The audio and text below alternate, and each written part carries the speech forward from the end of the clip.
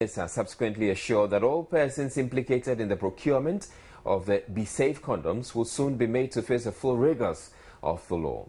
Shariaite told journalists at the presentation of the work of the investigative committee, the ministry will also demand a full refund of monies paid the company that imported the condoms. The 130 million Be Safe male condoms were procured with monies from the Global Fund and was part of the Ghana Health Services strategy in combating HIV and AIDS and other sexually transmitted diseases in the country. But the Food and Drugs Authority detected that the condoms were faked and about 80 million pieces had already been distributed on the market. The fake condoms is feared may have led to an increase in the rate of sexually transmitted diseases and unwanted pregnancies. The 7-member committee, which was set up by the Ministry of Health to investigate the procurement process and distribution of the product, in its final report, identified several lapses in the procurement and distribution of health commodities, medicines and medical equipment, it says, was largely responsible for the failure. It has therefore recommended a policy review to address the institutional and functional aspects of the supply and procurement process within the ministry. We have recommended that the ministry seeks for a full refund of the money involved, that where crimes have been committed, they should look at using the appropriate means to ensure that people are brought to book. But importantly, that the system is strengthened, that we run a transparent system whereby we see how procurement goes and we ensure that Ghanaians feel safe and assured when they use medicines, medical products like condoms and gloves, one may add, and all other things. Sector Minister Shariaite assured the recommendations by the committee would be fully implemented. At least I can say that from the Ministry of Health, we are not going to accept replacements. The supplier will have to refund every money to this country. And we will ensure, if we have to go to international court to get our money, we can go back on international tender and then get another supply. For the criminality of the reports, we will, rely on the Attorney General to advise us on those who need to be criminally prosecuted. And I think that we will stand by the recommendations of the committee. The United Nations agencies represented at the presentation of the report expressed great concern about the issue and called on government to act immediately. The UN agencies stand ready to work with the government of Ghana in terms of, one, working on getting the pre-qualified suppliers according to the guidelines of the WHO and UNFPA, so the UN system is ready for that. And in terms of any other support that they might want, looking at procurement processes, looking at quality assurance, the UN system is here to work with the government in implementing those recommendations. Copies of the report were also made available to the Attorney General's Department for prosecution of all culprits in the matter to immediately start.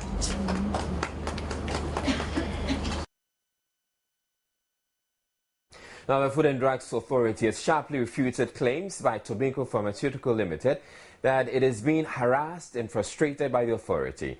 The FDA also denied allegations its chief executive is stifling amicable settlement of a standoff with the company. Reacting to the claims, Public Relations Officer of the FDA, James Latte, said Tobinco Pharmaceuticals has rather been untruthful in its dealings with the regulator.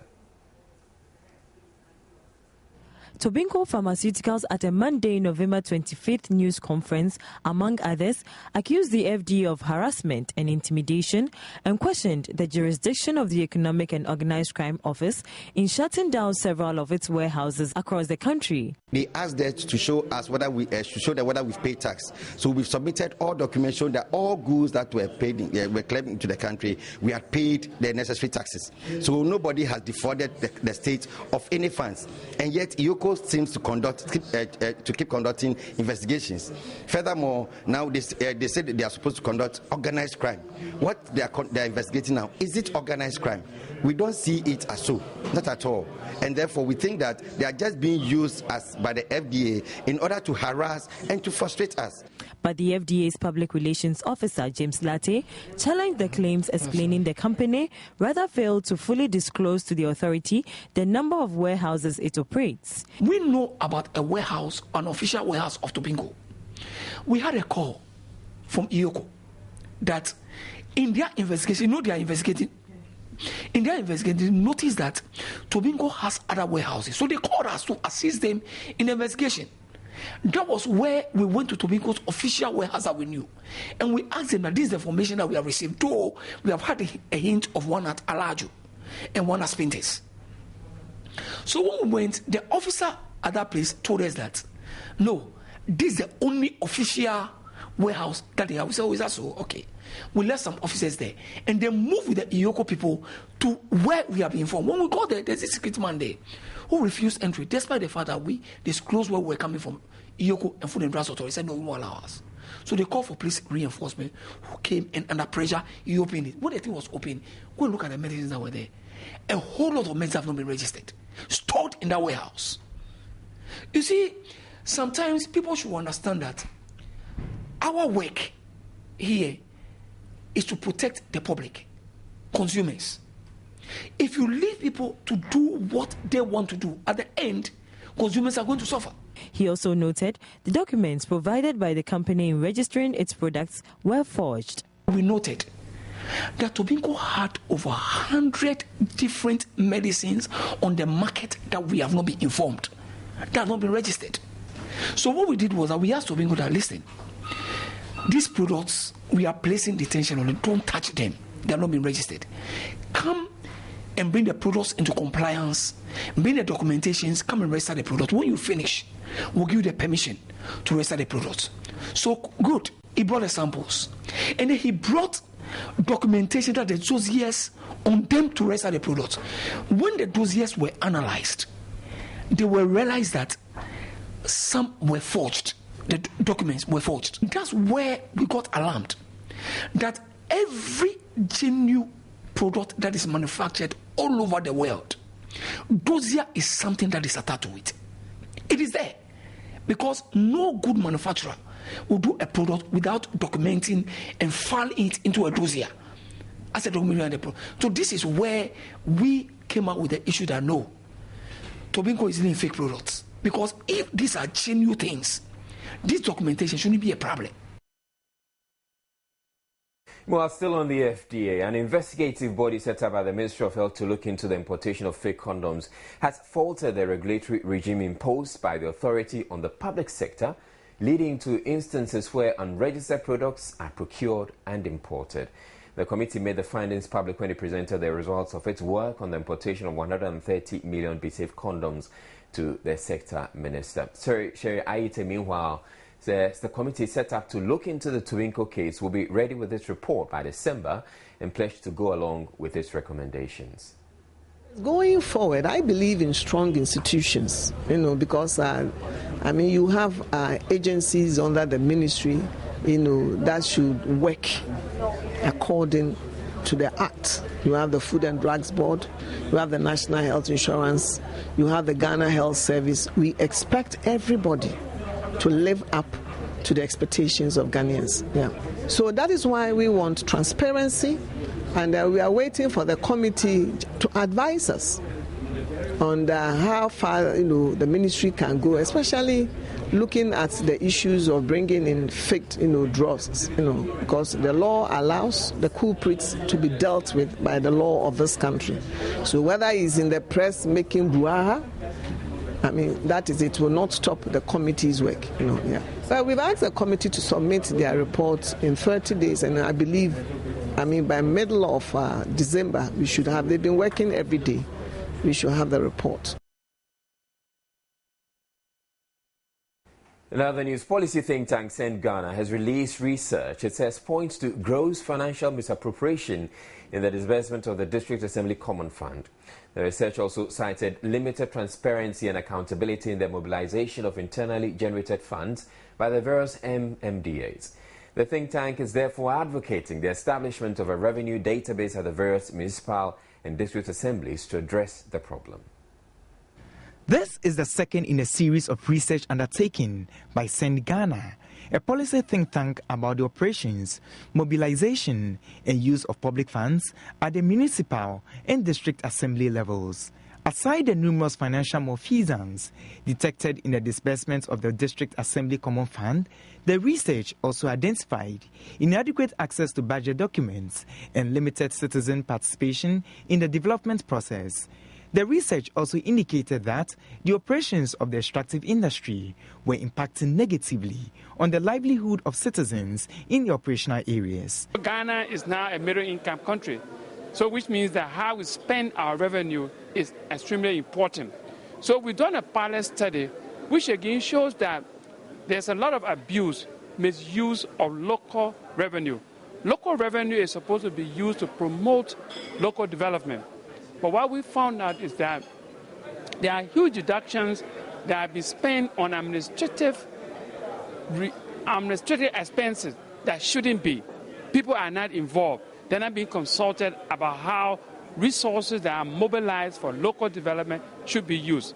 Chief Executive Officer of Send West Africa, Siafa Kamara, is hoping the research findings will provide a framework for government to implement policies at addressing the challenge. Passing laws, administrative guidelines is another thing. Making sure that they take effect. So this conference is about empowering people with the knowledge that, yeah, this is what the policies say. Make sure that your assembly member does not sit there and sign a resolution empowering someone to deduct money. Make sure that your member of parliament is vigilant enough. Make sure that the minister, the people who implement projects with resources, you keep your eyes on them. So the laws are there. So something is being done. Policy changes take time. So, and that is why we keep a sustained debate. The Omahini of the Sikado traditional area, Nana Kobna Nkitsia V, called for a bottom-up approach to the governance of the various MMDAs. All that we've been dealing with and fighting over is really how to make sure that we have real, and when I say real, I mean it, not democracy a la Western Europe, but real participatory democracy. A kind of system of governance whereby we all collaborate, where there's a consensus, right? Where there's a collective decision on what the direction we must follow.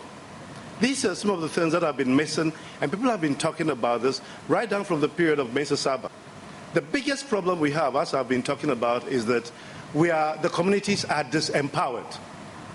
It's disempowered why? Because no community in Ghana, unless you can point one to me that controls its resources. The research finding also identified unequal access to support service by smallholder farmers and called on government to act immediately. The minority in Parliament, led by former Minister of State at the Finance Ministry, Dr. Anthony Osei, says rather than slashing the salaries of the executive arm of government by 10%, the President should ensure all his appointees and top public officials pay their own utility bills. Though the President already directed the installation of prepaid meters at government bungalows, the ranking member says the directive must be broader, adding that the President must also ensure compliance and not mere lip service. Dr. Osei was making initial submissions ahead of the start of full debate on the 2014 budget statement presented by the Finance Minister last week. The ranking member's comments were in response to remarks by the chairman of the Finance Committee while seconding the motion for the approval of the 2014 budget. Government also plans to widen the tax net, also to undertake direct tax audits, intensify custom post-clearance reconciliation, and also intensify the VAT reconciliation and payroll tax auditing to ensure that uncollected taxes are recovered. But the ranking member argued increases in taxes by government as announced in the budget defeats the social democratic ideals of the National Democratic Congress. So if the president wants to do a symbolism, I'm offering him this suggestion. Don't cut their salaries by 10%. In fact, they have not done anything to deserve this punishment. Increase their salary by the amount that you negotiate with labor, if it's 10 or 11, so you keep them apart. But direct that from today, anybody that gets free utility must begin to pay. It is more fair and equitable. So Speaker, then the executive will feel the 59% increase just like me and all Ghanaians. So Speaker, let them pay. On the revenue projected by government in the 2014 budget, Dr. Osei intimated that government failed to reach its 2013 projection of 12 billion Ghana cedis and demanded the minister finish the house with a justification for payments made to Suba Info Solutions, the company cited in a controversial contract with the Ghana Revenue Authority. Member of Parliament for Ketu South, Fifi Kwete, who attempted a justification of the economy's performance, was challenged by Dr. Osei to provide evidence. 50% of that overrun was accounted for by wages and salaries. 50%. The overrun stood at 4 billion, Mr. Speaker, and the wages and salary component alone took 1.9 billion. That's about half of it accounted for by single spine, and that's verifiable. The wage overrun was 1.97 billion. The deficit, listen, the deficit was 8.7 billion. 1.97 divided by 8.7, it's not 50%. He said the wage was 50%. It's false. This is propaganda. A member of the Finance Committee, Mark Osei, said having failed in all its 2013 projections, he wondered why government's 2014 targets should be taken any seriously. Mr. Speaker, is it the case that the econometric methodology of estimating targets is flawed?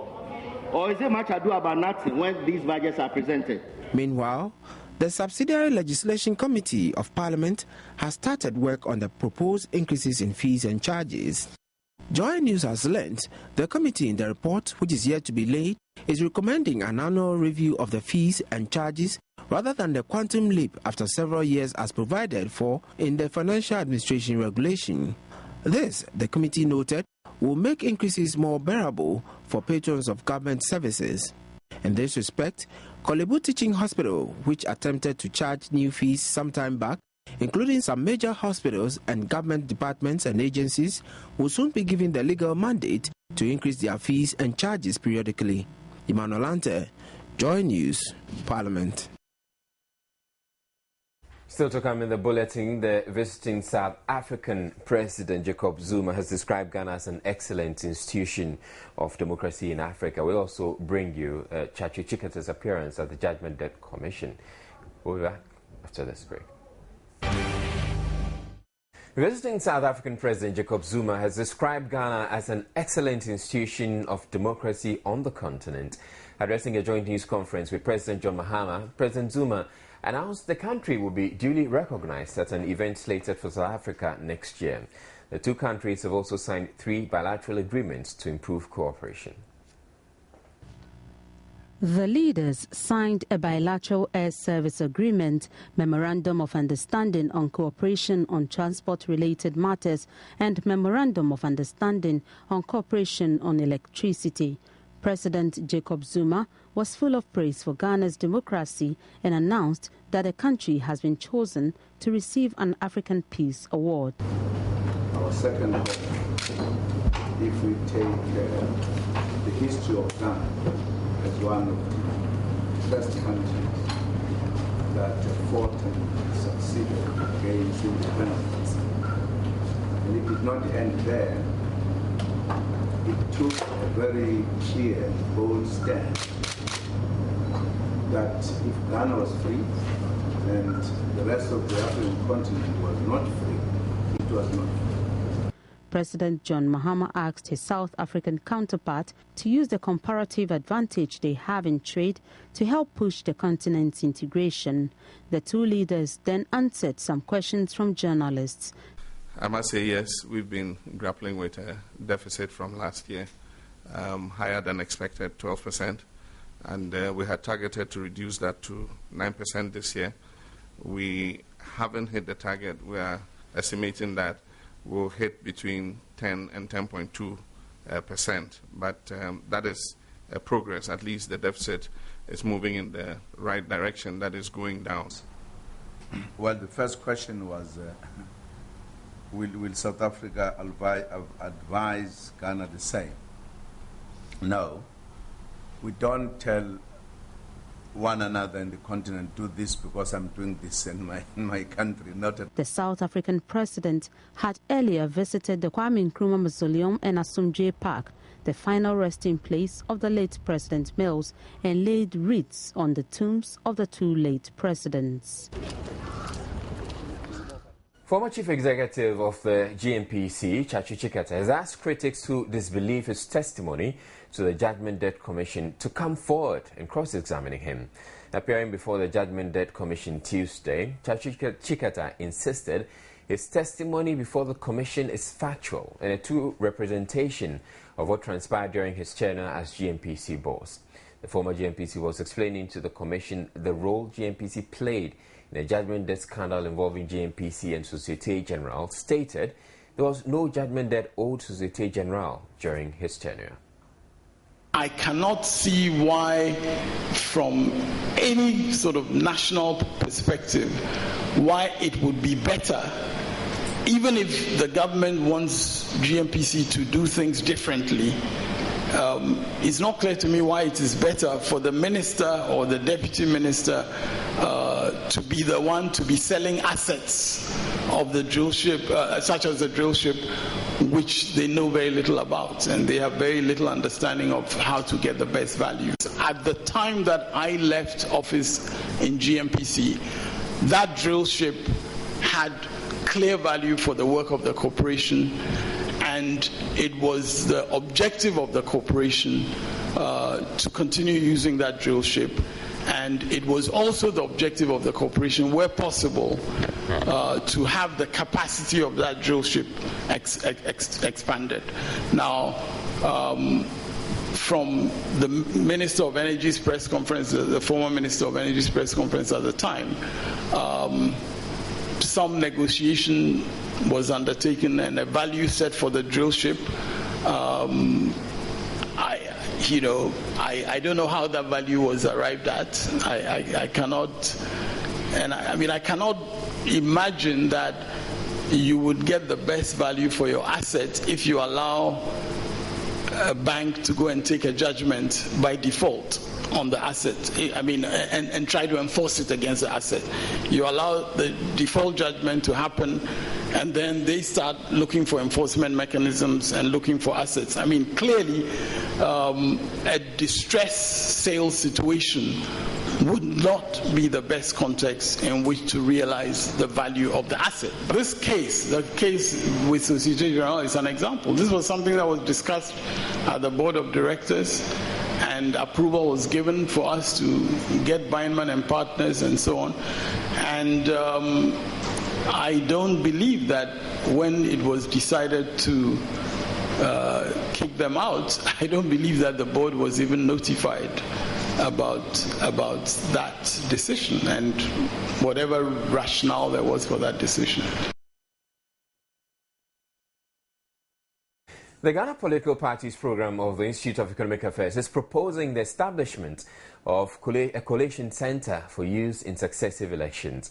The center, according to the group, will enhance the transparency of results collated from the various polling stations during elections.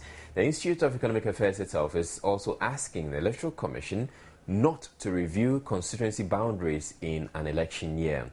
The suggestions form part of a proposal for a review of the country's electoral system. After 2 successful workshops, the Institute of Economic Affairs Ghana Political Parties Program, IEAGPPP, has presented its proposal for electoral reforms to the media.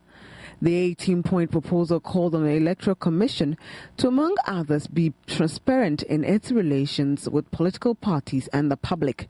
It also called for joint training programs for election officials, party agents, and security agencies. The training be conducted by civil society organizations with capacity in election management and administration in consultation with the Electoral Commission over a period of 2 years.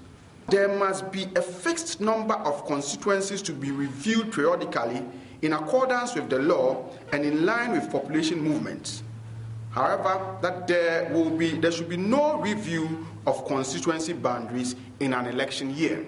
There should be transparency in the recruitment process of temporary electoral officials with minimum educational qualifications appropriate to each level of responsibility. The group also wants the EC to maintain and enforce its no verification, no vote regulation. This means that there must be authentication of fingerprints before a person is allowed to vote. However, every effort should be made to improve upon the equipment and technology. There should be a national coalition center which should be open and accessible to as many members of the political parties, the media, civil society organizations, and election observers as possible, but under controlled security in order to enhance the transparency of the national coalition exercise. General Secretary of the NDC, Johnson Esiedo Nkatia, who spoke on behalf of the political parties, said the parties are ready to abide by the proposal if adopted. This is a document that is the product of the joint effort of all the political parties. On behalf of the members of the Ghana's political parties program, I want to say that we back these recommendations fully. The IEA GPPP, after the media interaction, presented their proposal to the EC, although top officials of the Commission were not available for a discussion. Dorcas and Commerce report for Joy News. Now, women are still being subjected to many forms of violence despite several years of activism against the phenomenon. Minister for Gender, Children and Social Protection, Nana Oye Letha, is therefore calling on men to support the campaign against women bashing. She was speaking at the launch of this year's 16 days of activism against gender-based violence in Accra. And the members of the Association of Teacher Trainees in Colleges of the Northern Sector, ACRICONS, Tuesday afternoon embarked on a demonstration in the Appiah East Regional Capital, Bolgatanga, to protest government's decision to scrap the teacher training allowance. The allowance is expected to be replaced with a student loan scheme. We have business and finance coming up with Abigail Adumaku entry after this break.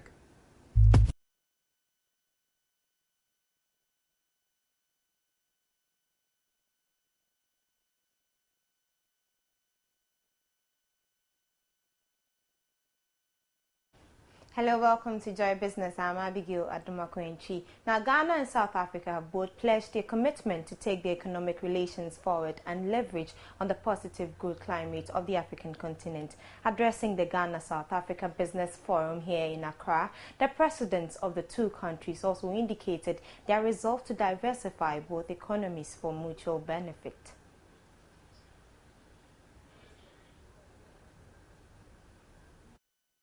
Bringing you that story later on, but the Ghana Union of Traders Associations, GUTA, is asking government to, as a matter of urgency, scrap the recently introduced special import levy and the VAT increase. And the increase in VAT, according to the GUTA president, the strategy adopted by government as a form of revenue generation is unjustifiable and contributes to a high cost of doing business. President of the association, George Kweku Ofori, told journalists poor systems of operations at the port is one of the reasons why government is unable to generate enough revenue at the port, adding the introduction of the taxes will rather push local traders out of business, thereby affecting economic growth. The recently introduced additional special tax of 2% on imports based on the CIF value. We see this increase also in the VAT rate as also not necessary. To meet government expenditure is not only unjustifiable, but also very inimical to doing business in the country because it adds to the unnecessary cost of doing business, which we have been complaining all this while, thereby weakening the financial resources of the business community, especially our working capital.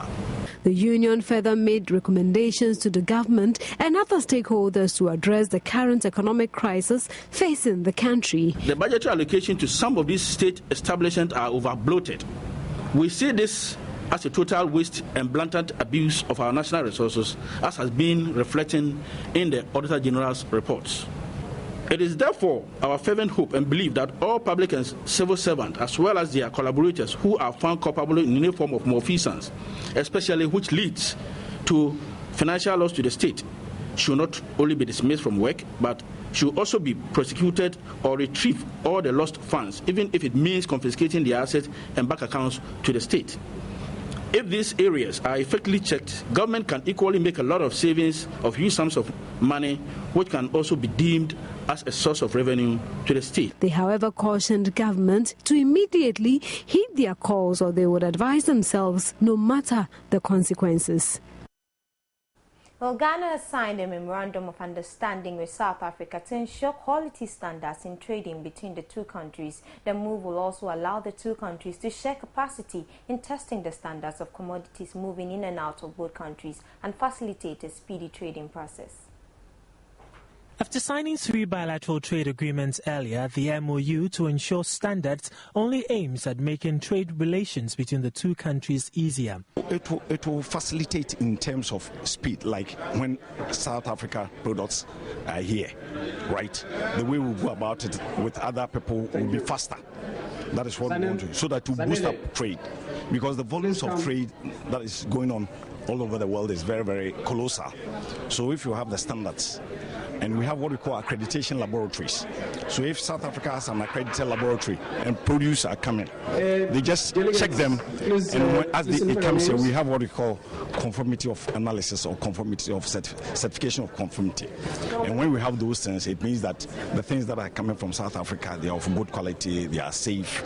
Please come and collect your... It makes things easier for us and for South Africa. For South Africa, the MOU will ensure products from their country are accepted in Ghana. They also plan to share capacity with Ghana to ensure standards are met. Ghana wants to sell more cocoa in South Africa. If they have challenges with regulatory regimes and the standards in South Africa, the MOU says we will assist with that and make sure that we harmonize the standards and facilitate the testing of the product if it's necessary, and make sure that the product is acceptable. Well, to our earlier story, Ghana and South Africa have both pledged their commitment to take their economic relations forward and leverage on the positive growth climate of the African continent.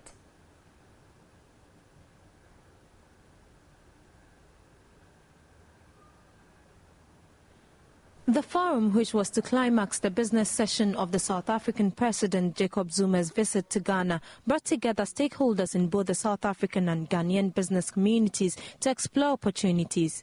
The meeting was also to strengthen the bilateral relations in economic cooperation, trade and investments of the two countries. Ghana's current investments of $7.4 million at the moment pale into insignificance in comparison with South African investments of about $493 million. The South African president indicated his country is eager to do more. Given the fruitful discussions we have had this morning, we are poised to deepen our cooperation further in the fields of tourism, communication, energy, oil and gas, manufacturing, mining, agriculture, as well as science and technology. Our newly launched Saldanha Bay Industrial Development Zone in the Western Cape Province provides a vehicle for partnership for upstream exploration and production service kind of companies operating in the oil and gas fields of sub-Saharan Africa. President John Mahama also indicated that measures are in place to eliminate the bureaucracy in doing business in Ghana and hinted of intentions to diversify the pillars of the economy for growth. It is our intention to diversify the pillars of our economy and move our country from being just an exporter of raw materials. We therefore have a focus on expanding the transport sector, and we are investing heavily in expansion of our ports, and in that regard we invite companies in infrastructure and financing to participate with us. In aviation, it is our intention to make Ghana the preferred hub for aviation in West Africa. And that'll be all by way of business with me, Abigail Adumakwinchi.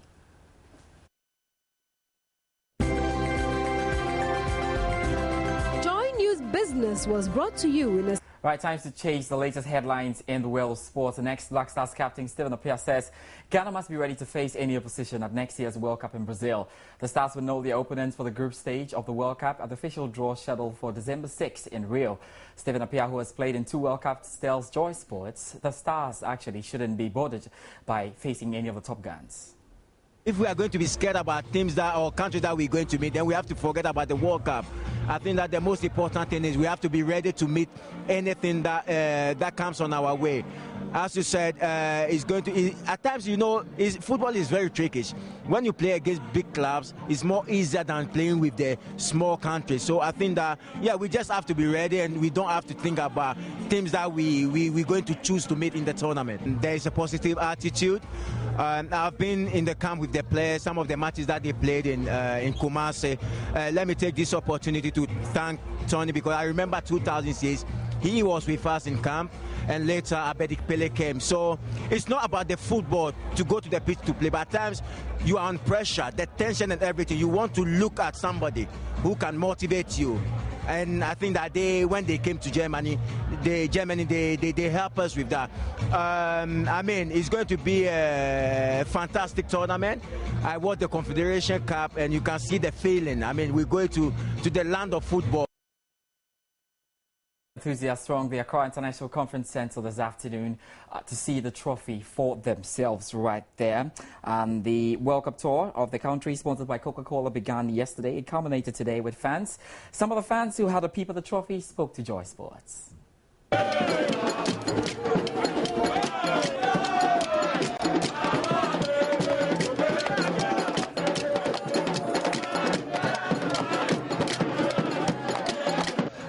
I'm so impressed. I'm so happy to actually have a feel of the World Cup. I've always heard it in the news, but today I'm there personally to take a shot, and I have a few shots to show actually. Pretty ecstatic really, but it's going to be here for another 4 years when they win it in 2014, so it'll be here for a long time now. I'm very much excited about the prospect ahead, and I believe the Blaster, and it's been my prayer that one day Ghana Blaster will have the chance to bring the trophy back to Ghana. Well, my ambition is to be a coach for Ghana and to take this trophy. So I'm coming to see it for the first time. I'm sure the second time I see it will be the time that I'll bring it. I will be bringing it back to Ghana personally. I just came to witness the World Cup trophy live, and this is my first experience, and I think it's great. I'm here because I'm happy that the cup is here. I'm here to watch the World Cup trophy. Okay, so your first time watching it? Yes, this is my first time. Okay. Thank you for coming. I know. Well, very interesting. A number of Ghanaians very optimistic the Cup is coming. That certainly means that we're going to be winning the World Cup in Brazil. We'll find out how all of that pans out. Now, though, let's talk about the UEFA Champions League. A number of games currently underway. Very interesting to find out how about 10 teams will want to join the already qualified teams. 4 teams have already qualified, including Atletico Madrid and Barcelona. Let's quickly find out what the action is looking like right now. We'll first of all start with Group E, where Chelsea actually is up against Basel. We'll try to get that one for you so we can do the analysis in all of this. But Group B, I mean, you talk about Arsenal's group, it's the most tasty group because of the way things are panning out there.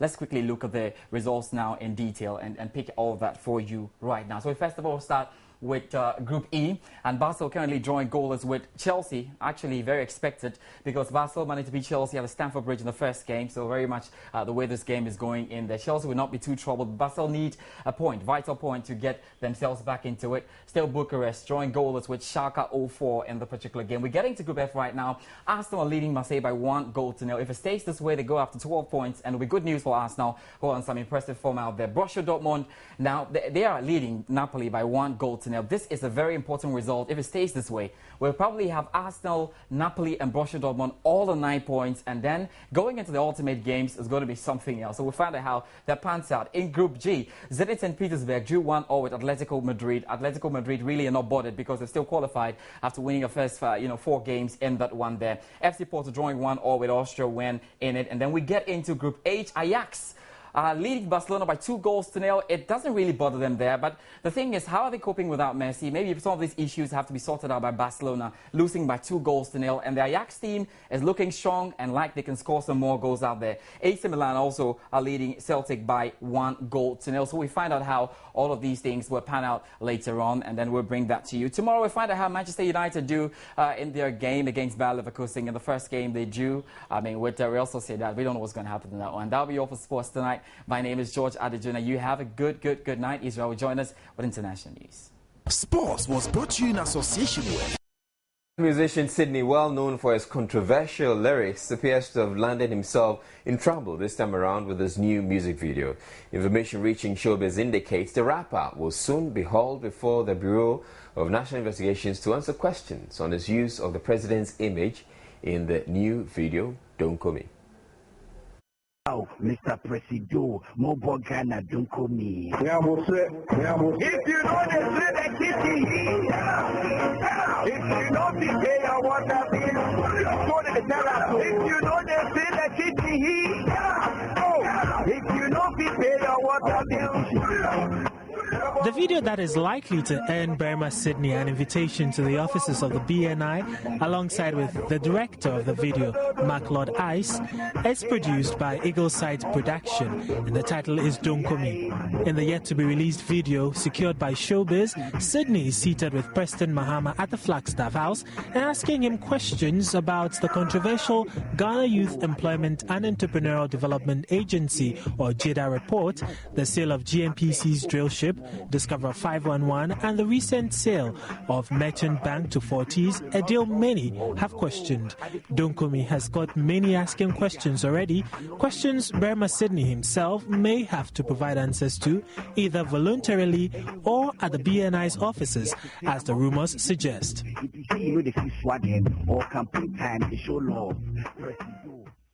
Okay, I just say BNI, relax. I mean, he means no harm. But that's it for Showbiz.